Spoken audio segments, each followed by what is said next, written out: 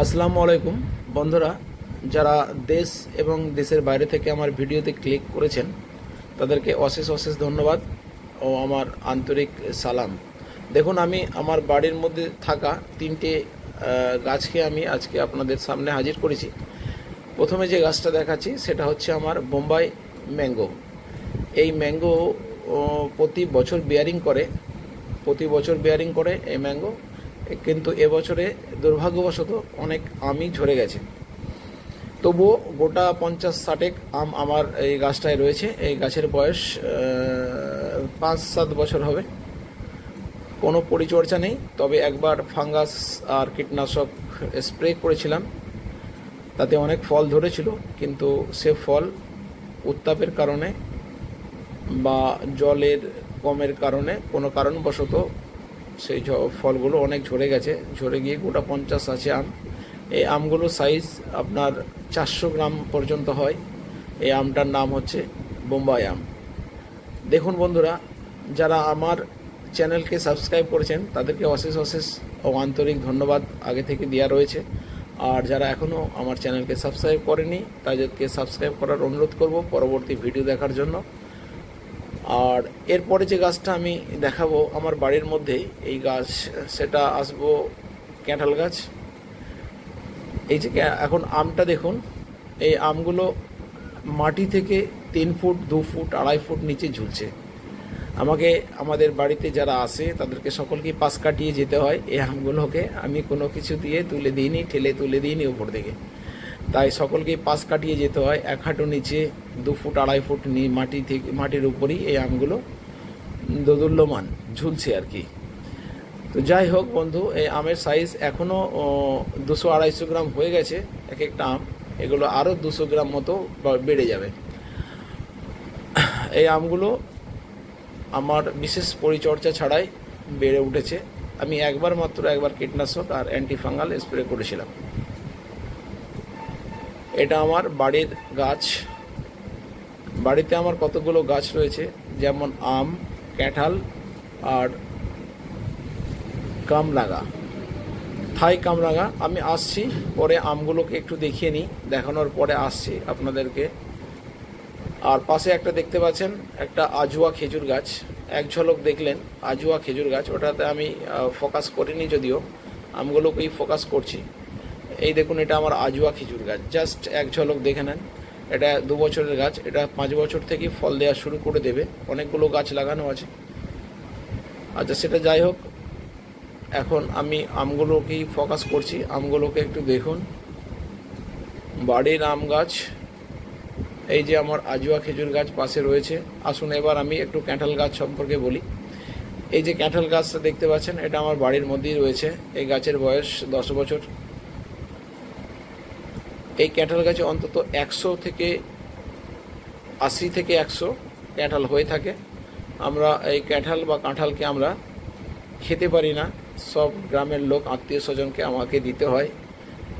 আর এবছরে আমরা ওকে কিছু কাঁচা কাঁঠাল সবজি হিসেবে রান্না করে খাওয়ার চিন্তাভাবনা নিয়েছিলাম, বা সবসময় নিয়ে থাকি, কিন্তু খেয়ে শেষ করতে পারি না, কারণ রোজ খেতে তো ভালো লাগে না। আর এই যে দেখছেন, এই যে কাঁঠাল, এই গাছটার বয়স 10 বছর। একদম মাটি থেকে, আমি দেখাচ্ছি ভিডিওতে দেখুন, একদম মাটি থেকে গাছটা কাঁঠাল ধরা শুরু করেছে। একদম মাটি থেকে 6 ইঞ্চি দূর থেকে কাঁঠাল হয় গাছটায়। আর কাঁঠালের সংখ্যা প্রায় 50-100 হয়।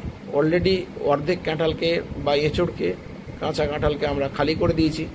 আমার বাড়ির যারা কাজকাম করে, আমার বাড়ির যারা আশেপাশে মানুষ, আমার আত্মীয়, তাদের সকলকে একটা দুটো করে দেওয়া হয়ে গেছে, এবং এগুলো আর দেওয়ার মতো নাই, তাই এগুলো রয়ে গেছে। এগুলো পাকার অপেক্ষায় রয়েছে। এগুলো পাকলে তখন দেখা যাবে।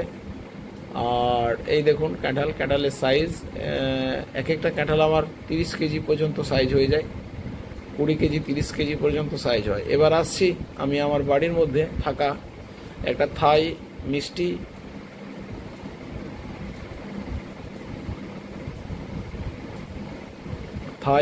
করমচা নয়, আমলকি নয়, এটা আপনার হ্যাঁ বন্ধু, এবার যেটা স্ক্রিনে দেখাচ্ছি সেটা হচ্ছে কামরাঙা, মিষ্টি থাই কামরাঙা। এই কামরাঙাগুলো অনেক হয়।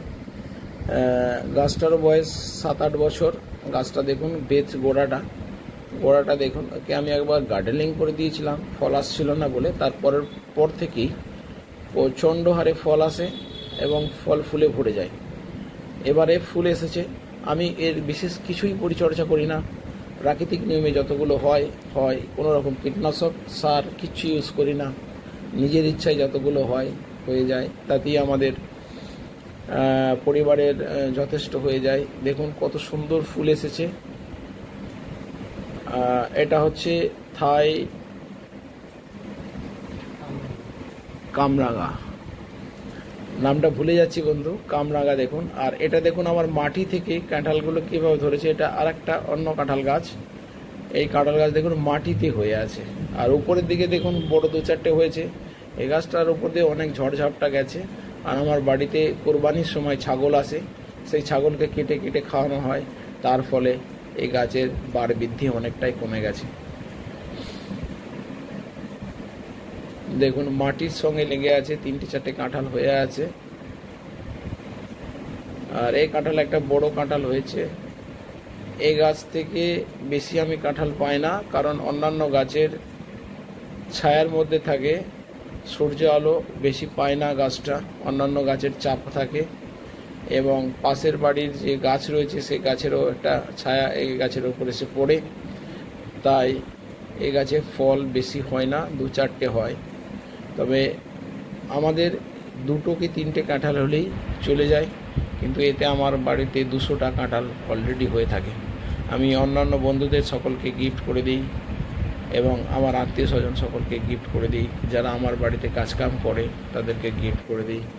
এই তো গতকাল 2-3টে কাঁঠাল আমার বাড়ির কাছের লোকদেরকে আমি দিয়ে দিলাম। অলরেডি আগে একবার দিয়েছিলাম। এটা যেটা দেখছেন এটা হচ্ছে কামরাঙা গাছ। খুব বড় বড় সাইজের হয়, অন্তত 200 গ্রাম সাইজ হয়। যা হয় আমার চাহিদা মতো অনেকটাই হয়। যাই হোক বন্ধু, ভিডিও দেখতে থাকুন। ভিডিও দেখার জন্য আমার চ্যানেলটাকে সাবস্ক্রাইব করবেন, লাইক শেয়ার কমেন্ট করবেন। পরবর্তী ভিডিও দেখার আমন্ত্রণ রাখছি।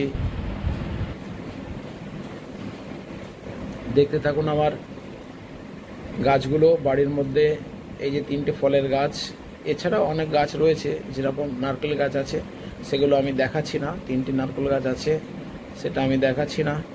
এখন আপনাদের সামনে যে গাছ 3টে দেখালাম সেটা হচ্ছে আম গাছ, আর দেখালাম 2টো কাঁঠাল গাছ, আর দেখালাম কামরাঙা গাছ। আর একটা এক ঝলক দেখিয়েছি, সেটা হচ্ছে আপনার আজুয়া খেজুর গাছ। আমরা রোজার সময় যে খেজুরগুলো খাই, সেই খেজুরের বীজ থেকেই আমি চারা তৈরি করেছি। অনেকগুলো চারা তৈরি করেছি, করে আমার বাড়ির মধ্যে 1টা 2টো 3টে 4টে কি 5টা খেজুর গাছ আছে। তার মধ্যে একটা আপনাদেরকে ভিডিওর মধ্যে এক ঝলক দেখানো হয়ে গেছে, তাই 2-1টা কথা বলে নিলাম। দেখুন আমার কাঁঠাল গাছ বাড়ির মধ্যে, আপনারাও এভাবে লাগিয়ে নিতে পারেন বিনা পরিচর্যায়। আপনার বাড়িতে আপনার পড়ে থাকা জায়গার মধ্যে আপনি একটা লাগিয়ে নিতে পারেন। খোদা হাফেজ। ভিডিও থেকে আসছি, পরবর্তী ভিডিও দেখার আমন্ত্রণ রইল।